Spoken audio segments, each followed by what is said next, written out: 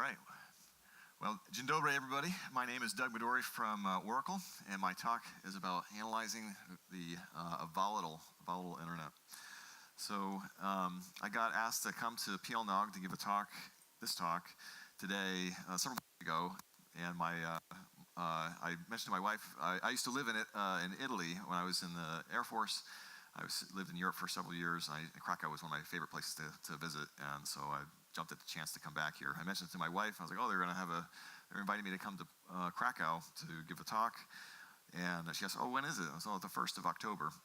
Well, that's our son's birthday, right? And I was like, oh, and she's like, you said no. And I was like, well, I haven't replied yet. And she's like, well, unless you're willing to take him with you. And I asked my son, he's like, yeah, let's go. So if you see a boy around, it's his 11th birthday, wish him a happy birthday today. And with that, let me jump into the talk here.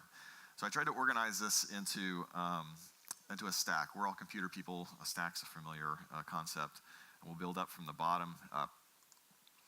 The bottom being physical media. So this is we're talking about long-haul links, submarine cables, and terrestrial cables. I've done a lot of analysis on submarine cable incidents, which I'll talk a little bit about in this talk, which is probably why I got invited, since the theme is jellyfish and submarine cables. Next is going to be in the control plane. So we're moving up the stack. This is the Bgp layer, controlling where traffic is going.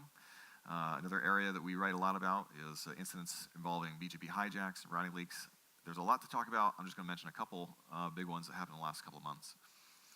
And then the last layer, for lack of a better term, we'll call it layer 8, just the geopolitics and stuff that affect the shape and the behavior of the internet globally or in certain regions. So a little bit about who we are. So back, if you've been in the business for a little while, we were Renesas. We used to put out a baker's dozen, write a lot of stories about routing incidents.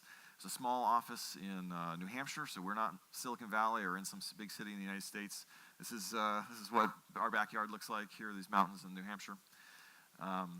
So in 2014, we were acquired by Dyn, the Dns company, and rebranded as Dyn Research. So maybe you may have encountered that logo. And then last year, Oracle bought Dyn, and we got rebranded as Oracle Internet Intelligence. And I mention this in part because you may not know that these three entities are all the same people, the same office. Also, I have there's some graphics with logos that may be any of the three because they occurred at different times. These are all the same. This is all us. Sorry. So back to the stack. So let's go get started at the bottom of the stack in the physical media, and we'll break this up into submarine cables and terrestrial cables. Some interesting things that have occurred in recent years. So I've given a half dozen talks at submarine cable conferences and events in the last couple of years, and I've made a little niche out of for myself in that industry at doing analysis of submarine cable incidents. And one of the things I like to show people is we have a lot of internet measurement data. We have a lot of BGP data. We have a lot of active measurement. We'd run upwards of 1 billion trace routes per day. And then with the connection with Dyn, we have access to a lot of DNS data, both passive DNS, just query volumes. And with those three dimensions, we're able to conduct a lot of analysis. So submarine cable cuts, these are some of the most dramatic things and activations that we see on a daily basis. One of the big stories that we broke a number of years ago was the activation of the Alba 1 cable connecting Cuba to the global internet. So prior to the activation of Alba 1, Cuba was entirely reliant on satellite connection. So satellite being expensive and high latency, low bandwidth, it's not an optimal option. This was largely due to the US embargo in Cuba, but perhaps in equal parts due to the Cuban government's lack of interest in opening up internet access in their country. Nonetheless, their allies and friends, the Venezuelans, put up money to build a cable to connect them to the global internet. It was originally planned to be completed in 2009, got delayed, eventually was built in February 2011, and then for the next 2 years, there was no evidence of this cable being used. There was no mention from the Cuban government, and the state telecom wouldn't answer any questions about what happened to the cable. As you can imagine, the people who are Cuba observers assumed the worst. Rumors started flying, was the cable never actually built someone just stole money, or was it broken, they wouldn't fix it. Maybe he's just going to Fidel Castro's bedroom and he's the only person who can access this thing. I came across a blogger who wrote a blog about internet in Cuba, writing, I think I heard some rumors maybe the cable was up, and I sent him an email and I said, we've got a ton of data on Cuba. It's all satellite. There's no submarine cable active. And he's like, oh, can I write that in my blog? And it turned into a headline story in the Miami Herald, a newspaper in South Florida, caters to a large Cuban-American audience. And I realized there's a real appetite for this story. So I was like, all right, I'll set this up. And when this cable comes active, we'll be the first to know, outside of maybe the Cubans working on it. And sure enough, about 18 months later, my script had been running dutifully every day, and finally kicked back and said, new connection from Telefonica with a new latency that's not consistent with symmetrical geostationary satellite. So symmetrical meaning go at both directions of a round trip.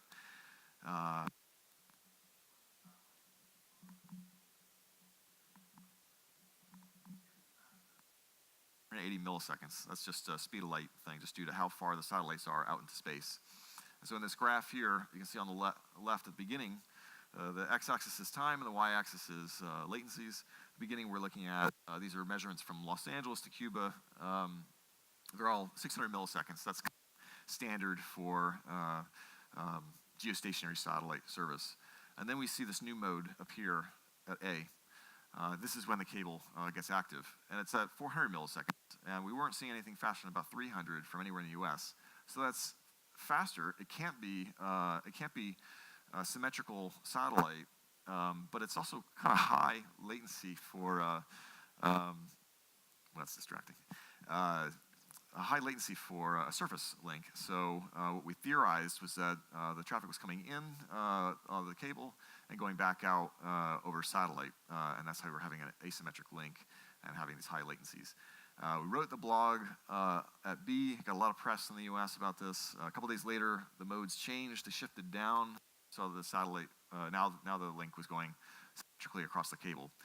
Funny story was, this was in January 2013, and a couple months later I was at a conference in Medellin, Colombia, and I met the director of ATEXA. I got introduced to this guy, he looked down at my badge, and he was like, "I know who you are." And I was like, "Well, hey, congratulations, I'm glad your cable's up."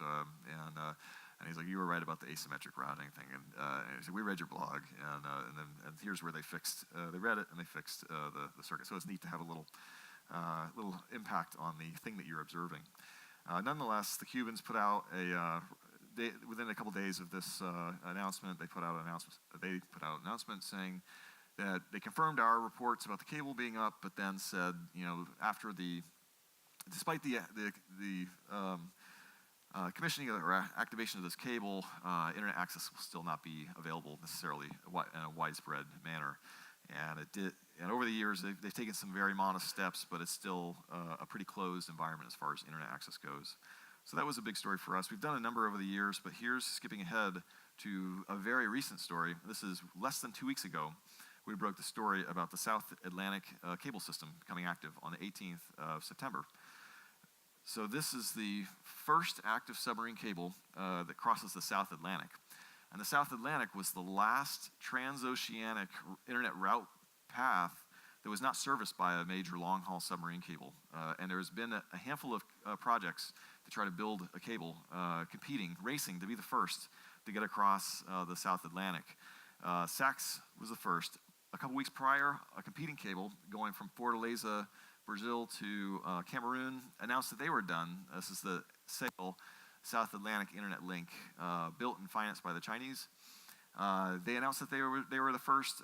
We have had no evidence of any change in any data that this is a live cable. So we're calling Sachs the cable that's active that goes from Fortaleza to Luanda and Angola. And in this graphic on this side is a scatter plot of latencies from our servers in Brazil. And you can see the difference that this cable makes when trying to cross the South Atlantic. Going from Brazil this is a customer of Angola Cables, the company that built and paid for the new Sachs cable. So normally the latency is around 300 milliseconds, and that's largely driven just by geography. You've got to go from Brazil up to the US, across the North Atlantic to Europe, and then back down the west coast of Africa. And now that takes about 300 milliseconds to do. And then with the SAX cable, you can do that in 100, maybe even a little bit less, depending on where you're starting in Brazil. So that's a big improvement. One thing that was kind of neat, so myself and Angola Cables, we gave a joint talk last week announcing this, kind of a last-minute lightning talk, announcing this development. And I added this further analysis because we had put a blog out the day after the cable came active. And we're looking at, from other parts of the world, crossing this cable and what impact that has on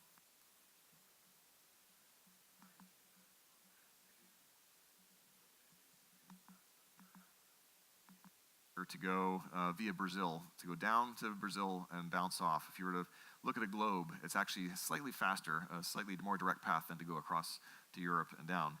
And even if you're starting from, this is Tokyo and Singapore, you can observe a modest improvement in latencies going to sub-Saharan Africa from these pretty faraway places just by making this path a little bit shorter. So it's it's a pretty neat thing. So that's the most recent cable activation we've done, and that's a pretty neat one. So in my talks and this conferences on submarine cables, I always like to add in a little thing about how submarine cable cuts can result in lower latencies, so basically better performance, and watch their heads explode because they just can't figure out why would this be possible, and the point of bringing this up, and I'll go through this one example from a couple of years ago, is to help them understand, because in the submarine cable industry, you've got folks that are the suppliers, the people who are building the fiber optic, the cables themselves, the installers, the people who are on the boats, putting them in the ocean, and then there's all the business types, the financiers and the guys trying to work the numbers to make sure they're going to make a profit at the end. There aren't a lot of computer scientists. There's not a lot of network engineers that actually understand how the internet works. So it's interesting to talk to these folks whose industry is around making the internet work. And then the thing that they don't always grasp is that there is this layer of indirection. They look at a submarine cable map by telegeography and think, well, this is if I want to go to point A to point B, well, the shortest path is probably this sequence of cables. Not knowing that there's this layer of indirection that lays upon it that is driven by the business relationships of the telecoms and the routing system. And it doesn't always choose the most optimal path, or the path of lowest latency. And when there's a cable cut, sometimes these suboptimal paths get taken out and are forced to go a more optimal path. This was the case in March in 2013. It was actually a series of cable cuts within rapid succession. This is the one that occurred on the 22nd of March. 2 days later was an infamous incident where the Egyptian Navy pulled divers out of the water off the coast of Alexandria who had been detonating underwater explosives to sabotage seemingly 4. That happened 2 days later in roughly the same area. In this case, this cable in the Mediterranean was severed by a Pakistani-flagged oil tanker, the Elephant.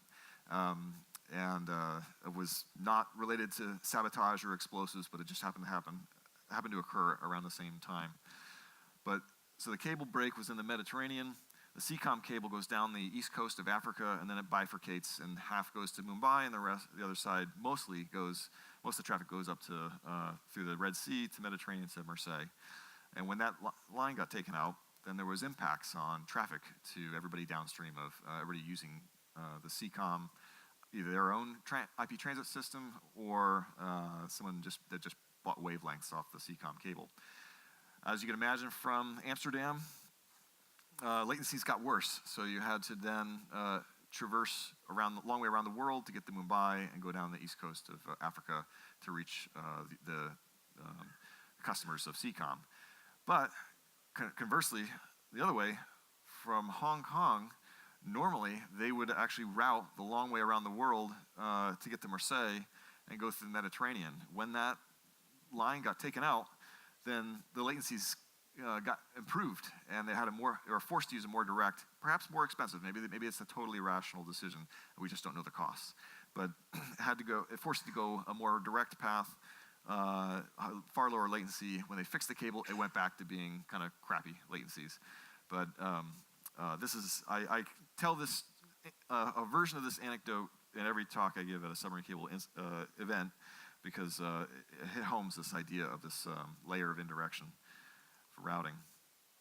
All right, so terrestrial cables. Here's some structured cable plant to be admired.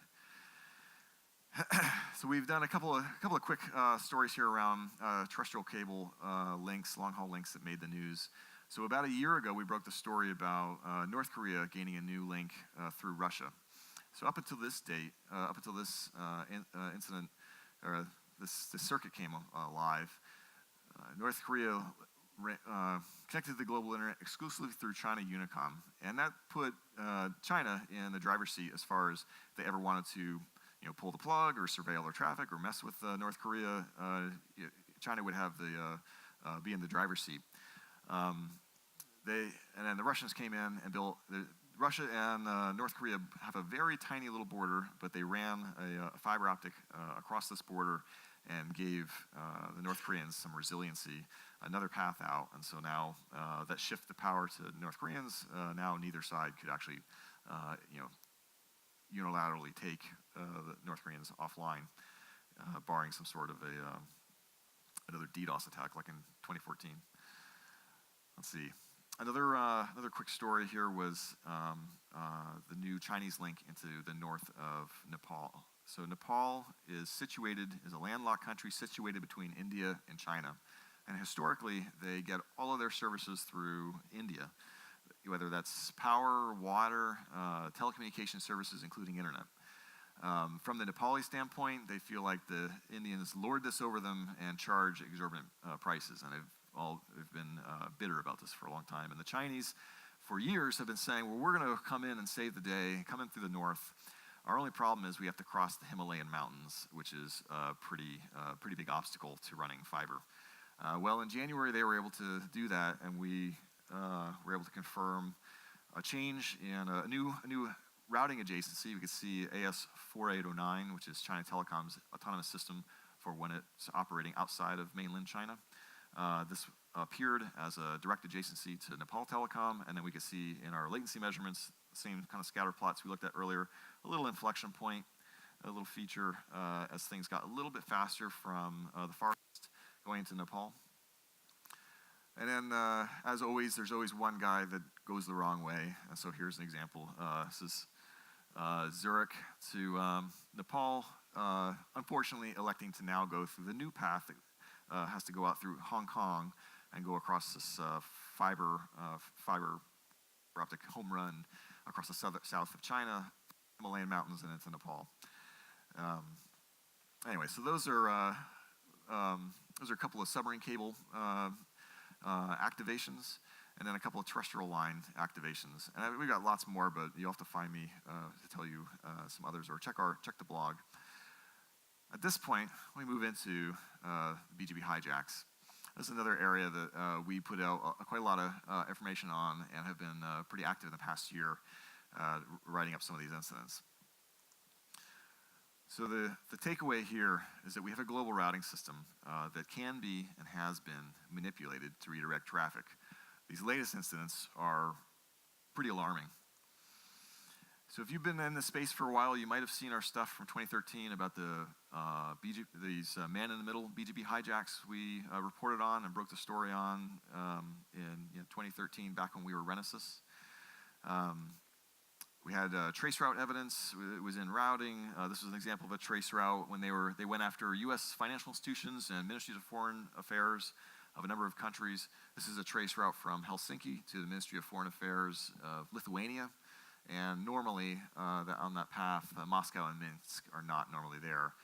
They were there as a result of this hijacked route that we observed in routing. This was just one of many hijacks that we documented in that campaign. All right, so that was years ago.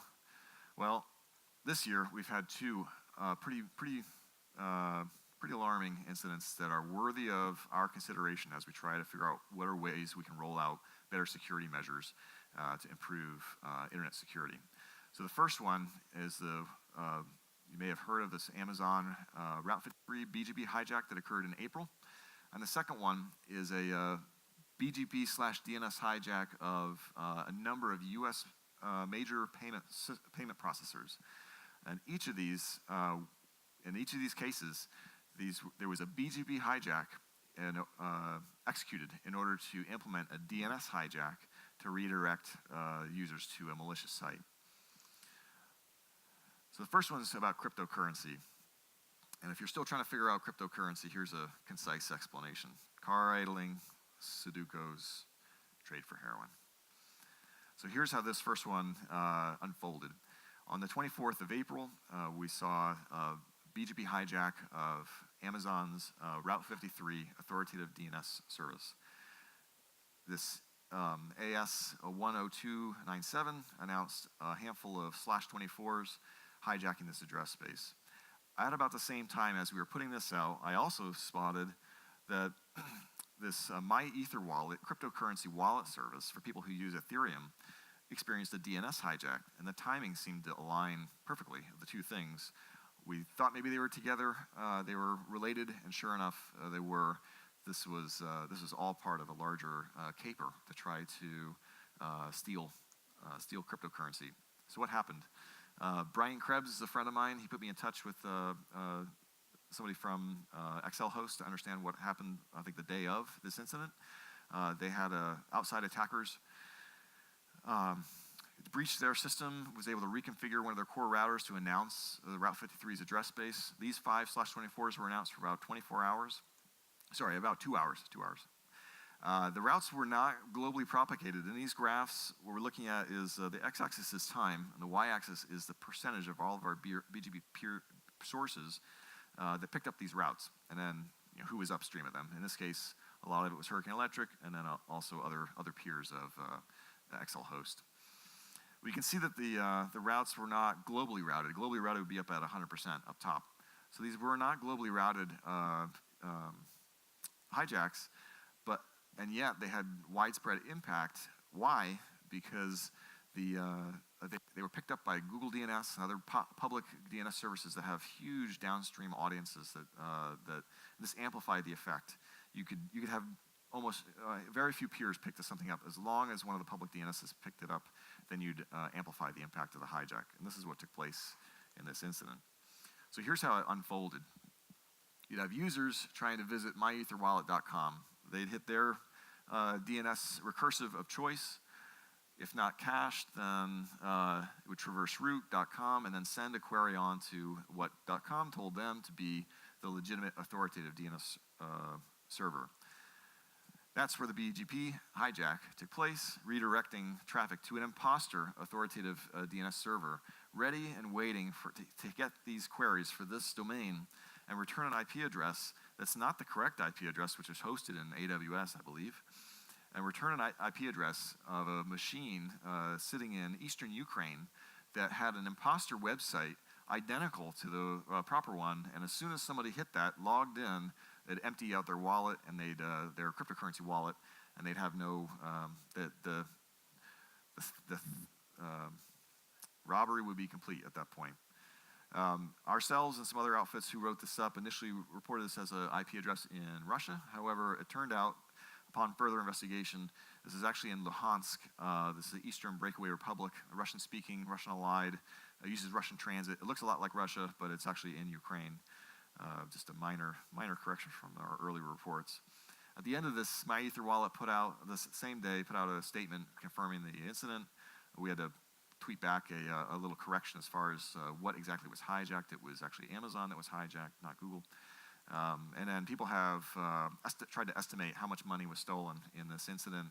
I don't know what the right answer is on that one, but it stands to reason that it's a substantial sum that was pulled off. Well, a couple months later, we had something happen very similar happen again. But this time, the target wasn't some obscure cryptocurrency wallet service. It was the big major U.S. payment processors. These are the companies that handle all of the transactions, credit card transactions, business-to-business transactions. These companies are responsible for moving billions of dollars every day, and there is not a richer target to go after than these companies. They may not be household names, they may not be names that we were all familiar with, but these make for great targets to go after to try to redirect traffic and see if they can steal money. So that's what we saw occurring in July, so just a couple months ago. So Digital Wireless Indonesia start announcing these /24s for about 30 minutes. They didn't go very far, and then not sure if there was any impact on the 6th. They came back on the 10th of July, coming out extreme broadband out of neighboring Malaysia. It may be the case that there's some sort of infrastructure, common infrastructure, maybe an exchange that was compromised that enabled an attacker to impersonate these guys and announce these routes. But regardless, the routes were announced, these were hijacks, and the purpose was to get at these authoritative name servers. And what were the authoritative name servers that were contained in some of these prefixes?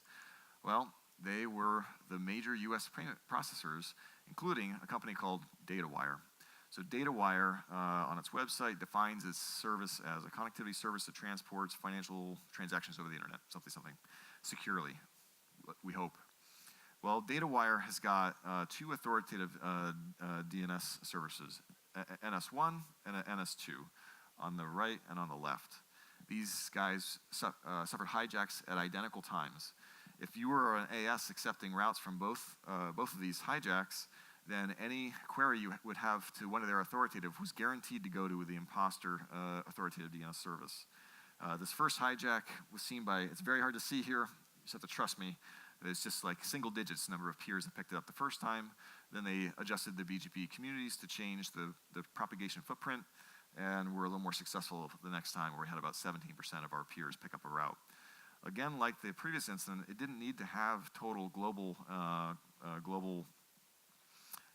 propagation to be very effective. With this DataWire example, after those hijacks, reports started coming in of people having issues connecting, and sometimes noticing that they're connecting to some odd IP addresses when the customers are trying to connect with DataWire to handle credit card processing. Well, this BGP hijacking didn't stop at DataWire, and I won't go through them all. We have a blog post where we enumerate exhaustively all the companies that were targeted. But here's just a couple more. I mentioned these, a couple more because there's a pattern that starts to emerge. This is Mercury Payment Systems, a credit card processing company. They have two authoritative name servers, self-hosted in two different IP address ranges, NS1, NS2.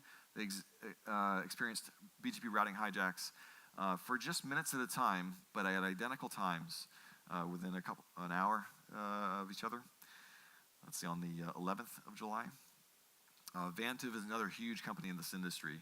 They have two authoritative name servers, NS1, NS2. NS1's on the left, NS2 is on the right, and they had three hijacks. One kind of like the DataWire example where nobody picked it up, and then two where they had just for minutes long, a little bit more of a footprint of who was accepting this hijacked route. And we look at passive DNS to see where these queries were getting misdirected to. We see that it was resolving to an IP address registered as if it were in Curacao, but it's actually getting announced out of eastern Ukraine, and specifically Luhansk. It's possible that both these were pulled off by the same people. Maybe that's a clue. We're probably not going to know that for certain, but there's a lot of similarities between these two incidents.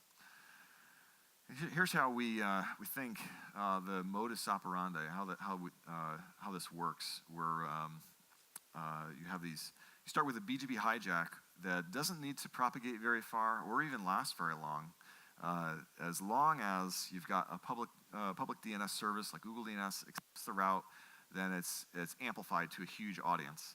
And let's assume that was the objective, that the objective was to try to do a hijack that would be such a small profile that people wouldn't notice it, as long as it got picked up and got amplified through some other service.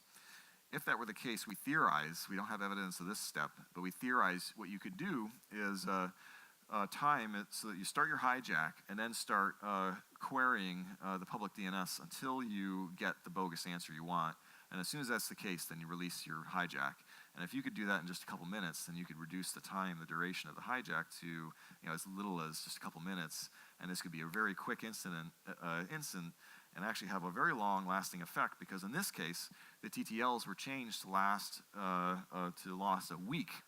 And so normally they're about 5 minutes, 600 seconds.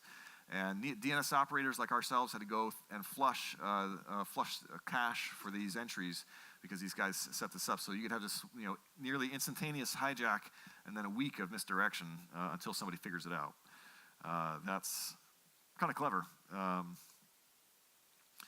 Anyway, so the takeaways here is, we've always been concerned, at least in my space, in the routing analysis space, about Bgp hijacks. But we've got two very similar, very concrete examples of people trying to use Bgp hijacks to conduct a DNS hijack to misdirect users to a malicious site. And like we went over in a second ago, these hijacks don't have to last long or even be widely propagated if a major recursive picks up the route and starts misdirecting traffic on behalf of millions of customers. And so then one of the ideas that a friend of mine, Joe Snyders, who's pretty active in this space, really I call him a leader in the routing security realm, suggested was, if we could maybe we don't solve the problem completely with RPKI, because it's going to be a long time, maybe never, that we have everybody deploy something like that. But what if we use the concentration of the internet industry to our favor? We have just a handful of companies handling the vast majority of traffic, of queries, of searches, of everything. And if you had all the major authoritative DNS services, so the DNS service providers, so Dyn, Ultra, Route 53 of Amazon, if they all signed routes, and we all peer directly with all these companies that operate these major public recursives, if they dropped invalids, then we'd have this kind of secure core to the internet that would be hard to penetrate, and maybe they'd have to move on to other things. That would have solved the first case in April, maybe not the second one, where these guys are self-hosting authoritatives within their own network, not using authoritative DNS service providers. But anyway, this dream is kind of already starting to come to fruition. Route 53 is now signing routes. Dyn's working on it. I don't have a date for when that. I don't work on that directly, but sometime soon, hopefully, we'll be signing our routes as well. And then Cloudflare operates 1.1.1, and they announced that by the end of the year they will be dropping RPKI invalids as well. So little piece by piece, this model is starting to become a reality. And once it does, that will at least be progress. It'll make a dent in the problem. Okay, so that was a couple of Bgp hijacks, made the news this year, just happened in recent months. And then we'll move on to layer 8, the geopolitics and shutdowns. So we, as Renesas, really kind of made a name for ourselves during the Arab Spring. Or I'll get into that in a second here. The takeaway on this section is the internet does not exist in a vacuum. There's a political environment that's shaping and altering the network that's in it, and that guides a lot of the analysis that we do, that we've done over the years. It started, we got a lot of press during the Arab Spring, starting with Egypt when they disconnected. So we were the main technical source for just about every media outlet in the world reporting on Egypt going offline. Some version of this graph I made got printed in a lot of newspapers. This was the one for the New York Times, where they kind of separated out each of the time series. And anyway, out of this, you had Mubarak resigned, the connectivity in Egypt was restored, and this extended period of instability in Egypt has continued to this day. But it also marked a kind of a watershed moment in internet blackouts, that this is now a new normal, where governments, when faced with internal strife or anti-government protests, go to censorship or just outright blackouts to cut off communications from their political enemies. And we have been a part of telling this story since the Arab Spring, whether it took place in Iraq. So we kind of broke all the stories about Iraq and Syria. It's kind of an odd one, but they've over the last few years they've done national internet blackouts to try to combat students cheating on exams. In this case, like in Iraq, It sounds kind of ridiculous, but in Iraq, public education ends at 6th grade for a lot of people if you don't place high enough on the exams. So the stakes are super high. And the stacks are already, the odds are stacked against the kids in Iraq anyway. It's a tough place, right? And if you're kicked out of public education in 6th grade, your future is looking pretty bleak. So there's rampant cheating due to the high stakes. And so to combat that, they take the entire fiber network of the country offline. They were doing this while they're fighting ISIS, and it's kind of amazing. This was my quote in the Atlantic, saying, these guys are facing immediate, existential threats. ISIS is on the board, and they're worried about taking the country offline to fight cheating. That's kind of migrated into Africa. So in the last couple of years, there's been a lot of elections and a lot of contested elections in Africa. We did a lot of reporting on Gabon, where they did these like 12-hour internet curfews. It's the only place we'd ever seen that take place. Basically, at like 7 in the evening to 7 in the morning, they take the country, most of the country offline, and that continued for whatever 20-something days. And anyway, we got a lot of love from the internet community in in Africa for trying to push that story, but there's been quite a few of those. So where we went with that was to think, well, could we make like some sort of web page that people could monitor this stuff on their own? Because we would tweet this stuff out, give it to reporters, or put it on our blog, and we wanted to make some sort of self-service tool that people could go look these things up. Look at these 3 dimensions I mentioned earlier of available BGP routes, these trace route completions into a country, and then DNS queries that we're handling, Dns handling from various parts of the world. So this is the exam schedule for Syria in June of this year. I can't read the Arabic part, but these are the subject matter and the dates. And during each one of these, Syria took their country offline during the outage. On the page, at the time when the country's going offline, then Syria pops up as a top, as a country experiencing some sort of severe impairment. And there it is there at the top. This is a live site. You can go check it out. Right now, there aren't any really big problems. There's a lot of little island nations having problems. But this is what the outages look like. We have trace route completions. Basically, we run, I don't know, we run about 1 billion trace routes a day in total from all of our servers. It's just a huge amount. I don't know how many go into Syria on any given day, but there's some percentage that respond. Let's say 75% respond, and we keep track of who it is who's responding. When that response rate drops down to 0 or drops down to by a significant amount, then we call it an event, like the color it blue over here. So we just look at the last 48 hours, color it blue. Number of routes, available routes, also dropped to 0 in this case. So this is a pretty easy story. One thing's kind of odd, right? We've got this surge of DNS queries happening. And this happens on these blackouts. Either the queries go to 0, or sometimes they surge. If anybody's got any ideas of why that would be, it turns out what it is the way that they implemented the blackouts in Syria was just to stop announcing routes out to the world, but allow traffic to exit. And so what these surges are actually retries, DNS retries, as machines in Syria keep sending more retries, the queries are getting out, but the responses are not coming back. And so they have these surges of retries. It's kind of interesting. It's one way we know this is kind of an asymmetric outage. It's an outage nonetheless, but that is the explanation for the surges. The other side of this tool is to look at, talk about these billion trace routes. We can look at every AS on the internet and look at how all of our traces entered that network by every penultimate network. So what was the network that had to be crossed to get into, in this case, Syria Telecom? What was the volume of trace routes from around the world that had to go through, like in this case, yellow is PCW. How many had to go through PCW to get to Syria Telecom, and how that changes over time? Sometimes there's some really interesting effects. In this case, Syria going offline, it's either on or it's off. That's actually not that interesting. But this is another one that's actually a little more interesting. This is Zain, South Sudan, as their terrestrial link through Kenya goes down and is replaced by geostationary satellite service that kicks on when it suffers one of these terrestrial outages.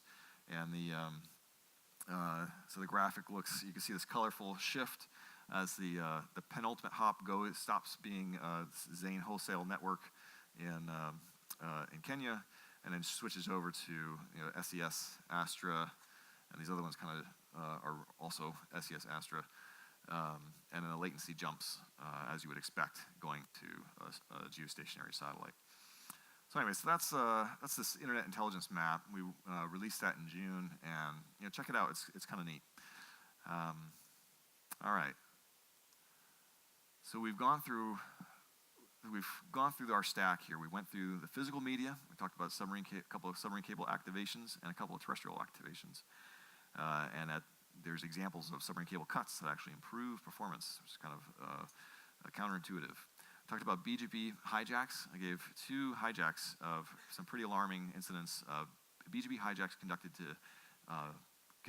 DNS hijacks to misdirect traffic. And then finally, we talked about some of this geopolitical government-directed shutdowns, and then this site, this map.internetintel.oracle.com, a site that you can go to look at some of the effects of these incidents. This is a obligatory legal statement that my new overlords at Oracle require me to have in the slide deck, and that concludes my talk. All right, thank you.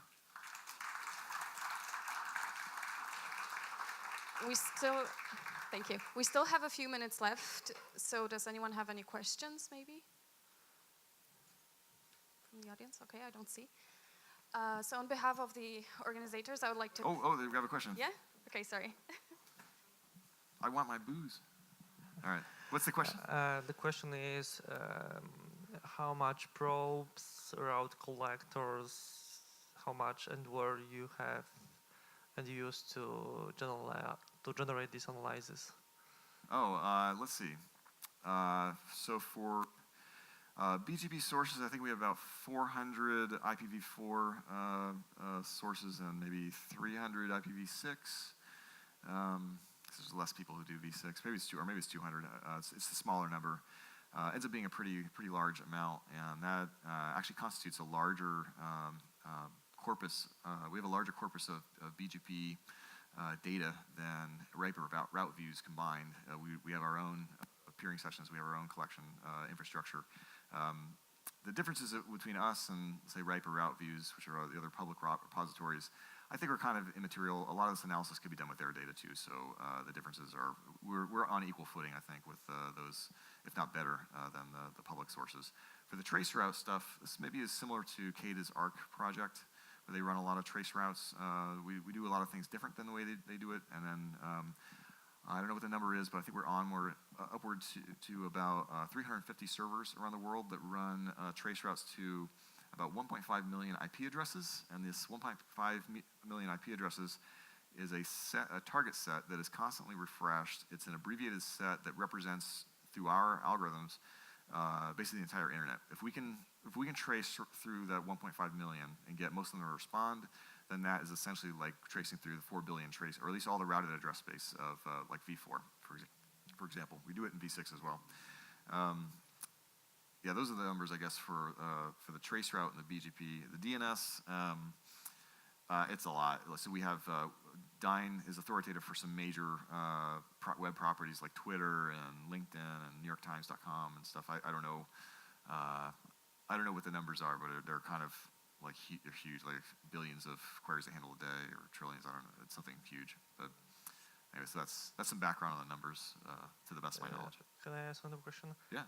So regarding IPv6 trace routes, did you have a problem with ICMP rate limiting for IPv6? From my experience, it's much more aggressive for IPv6 than for IPv4. And often trace routes and tests for IPv6 are just filtered out. Huh. I haven't experienced that. Usually, I would think people would be doing rate limiting on. I'd be more prone to see that on V4, where there's more resource constrained than V6.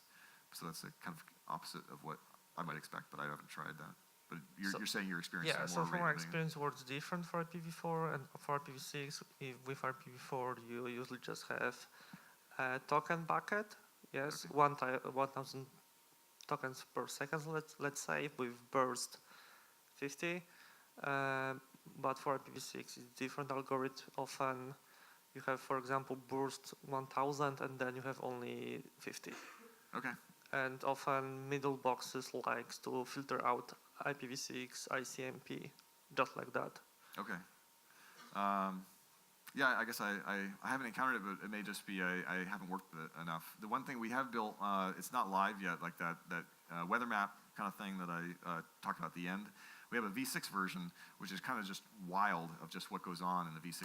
I think there's outages, there's all kinds of things going on that I think people are, we really rely, the V6 internet really relies on V4, not the other way around, because you can see there's less resiliency built into V6. It's pretty obvious. There's also like these issues with partitioning of like having to not be able to reach one part of the V6 internet to another. That kind of shows up as well in when you look at V6 in a similar manner. But rate limiting, I haven't encountered it. It could be real. I don't know. I haven't seen it, but I'll take a look. Thanks.